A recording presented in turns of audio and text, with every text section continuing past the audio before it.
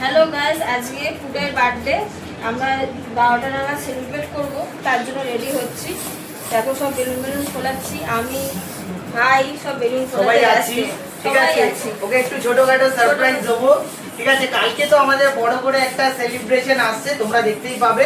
তো চলো সব কাজ কমপ্লিট করে নিয়ে দেন তোমাদের সাথে আবার বাকিটা শেয়ার করছি। ঠিক আছে, আপ নেক্সট দেখা হচ্ছে। আর কি করবো, হয়ে গেল গাইস।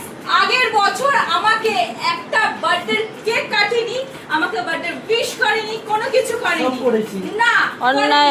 এটা আমার ফার্স্ট টাইম, এটা আমার ফার্স্ট টাইম গাইস। আমাকে ফার্স্ট টাইমে এরকম একটা সারপ্রাইজ দিচ্ছে। কালকে আরো বড় সারপ্রাইজ ওয়েট করছে। কি দিবি?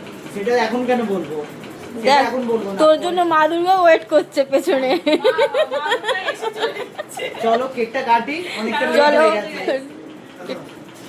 এটা বলতে হতো একদিন পর আমার আছে। না ঠিক কিছুক্ষণ আগেই গাইস একটা বেজে গেল।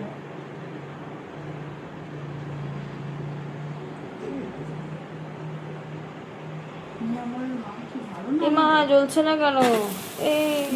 Happy birthday to you, happy birthday to you, happy birthday ফুটাই, হ্যাপি বার্থডে টু ইউ।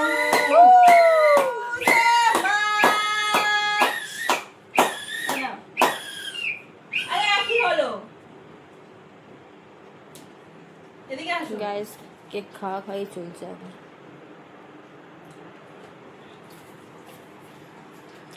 নে খা। রাতে 12টা 1:30 বাজে। এই তুমি ধরো, আমি খাই দিই পুরো। একটু ছোটখাটো করে সেলিব্রেট করলাম।